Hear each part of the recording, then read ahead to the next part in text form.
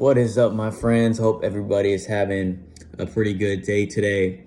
So, like I talked about in my last video, I had my, fourth endoscopy now over the course of the last 4 or 5 years.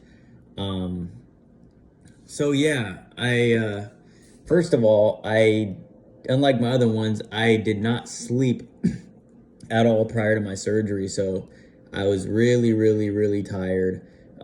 Pretty anxious, obviously, like who's not anxious before a surgery, but especially like combined with the no sleep, it was rough.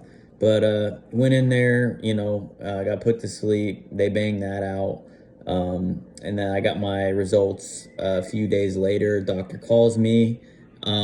Really frustrating because he said I still have esophagitis, obviously, but he didn't see any damage, that much damage higher up in my esophagus. And basically, he was very short and basically said I didn't have EOE, eosinophilic esophagitis. And then he really didn't know what's causing my symptoms. So that kind of sucked for me. But again, GI doctors aren't really trained that well in, the upper, like throat symptoms and that kind of thing. So a little bit disappointing, but I am glad I don't have EOE. I didn't think I did because I don't really have trouble swallowing. I don't have dysphagia, or however you pronounce it, the medical term for not being able to swallow. But still frustrating that the GI doctors, once again, can't really help me narrow down the issue. And one thing I brought up to him was the fact that I think, stomach issues are playing a big part in my symptoms still. And I figured out not only my last GI doctor, but a lot of GI doctors actually don't really know a whole lot about the silent kind of reflux, which is what I have, which is, the gas reflux, not the liquid kind that is coming up into the airway and up the throat. So a little bit frustrating, but I'm not without a plan. I ordered a gut microbiome test because I was doing a bunch of research, and it seems that a lot of the other symptoms I'm having, like chronic fatigue, joint pain, joint inflammation, that kind of thing, brain fog, I have all those symptoms. And also my diagnosis of SIBO, which I came back positive for SIBO a few months ago. But all that can be caused by a messed up gut dysbiosis. So I ordered a test for that, and then I'll probably look for I forgot what they're called, but they specialize in like the type of gut dysbiosis. But I'm going to look up somebody to help me with that and see what that test has to offer. So that's my next plan. And then I'm also going to try to give up certain food allergies, low to moderate level food allergies that I have that I didn't think were playing a role in this. But because my GI doctor is stumped, now I got to try something new. And clearly just staying away from like acidic foods and that kind of thing isn't fully working for me. So that's my next step. And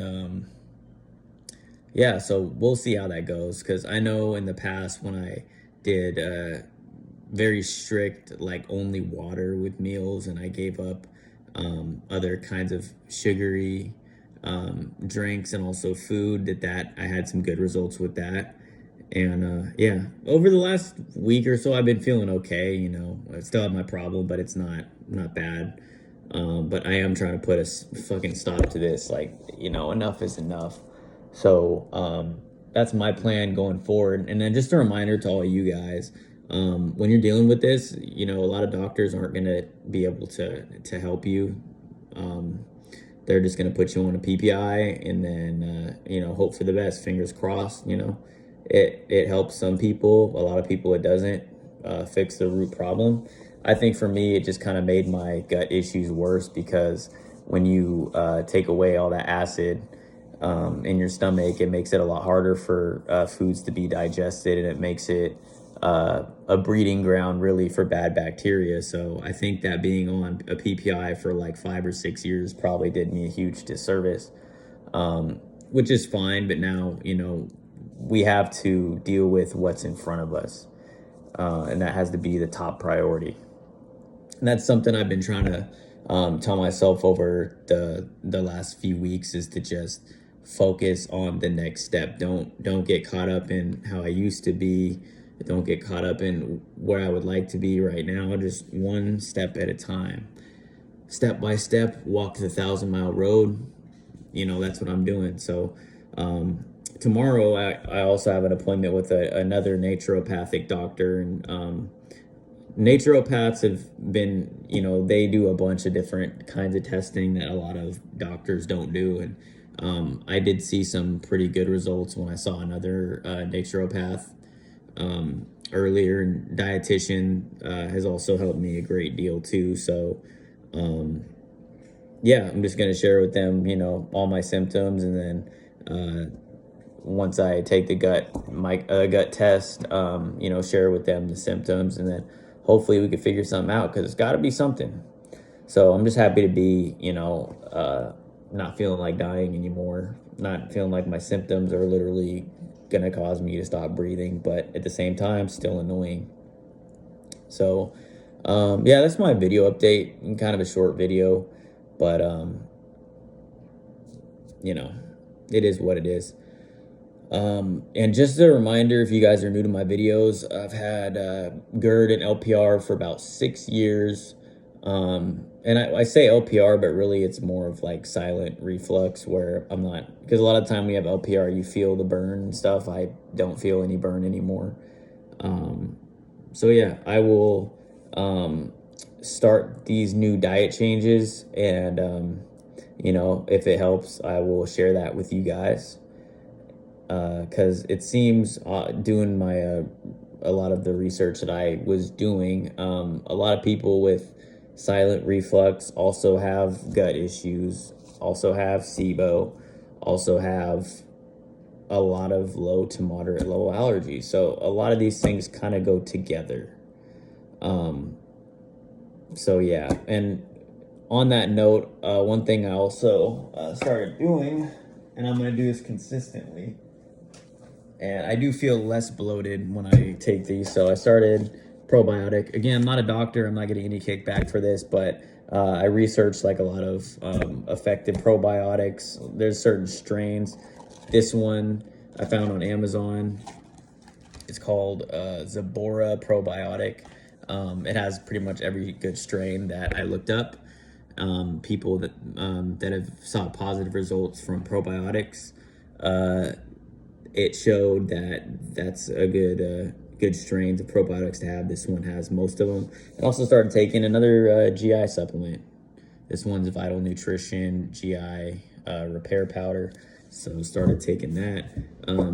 When I started taking this, it actually reminded me of the period when I was feeling pretty good, about 3 months after my surgery, when I got diagnosed with SIBO, and I started, doing a little regimen for that. And then I felt my stomach turning, because I think when you have bad gut bacteria, I'm not a doctor, so I don't know the whole science of it, but from the sounds of it, it's pretty normal when you have gut issues and start taking gut supplements, your stomach turns, and you could feel, a bunch of rumbling in there, and it just feels like something's going on in there. So I started getting that. So I think that's a good sign, but I did just start taking these about 3 or 4 days ago. So I'll keep you guys posted on that. And yeah, so I do have a moderate level corn allergy, so I'm gonna try to give up all the foods with any type of corn allergy, like high fructose corn syrup. There's a lot of other ingredients in sugary stuff that also have corn in them that's not high fructose corn syrup, but other names. I think sucralose is one of them, if I'm not mistaken, or there's a whole bunch of ingredients that have corn in them. So I'm gonna, it's just another thing to try. Just give that up, and see how that goes. And yeah, so that's my little video update. I hope everybody's doing okay. Keep on keeping on. If you guys are new to my videos, I upload pretty regularly. You can check out my old videos too.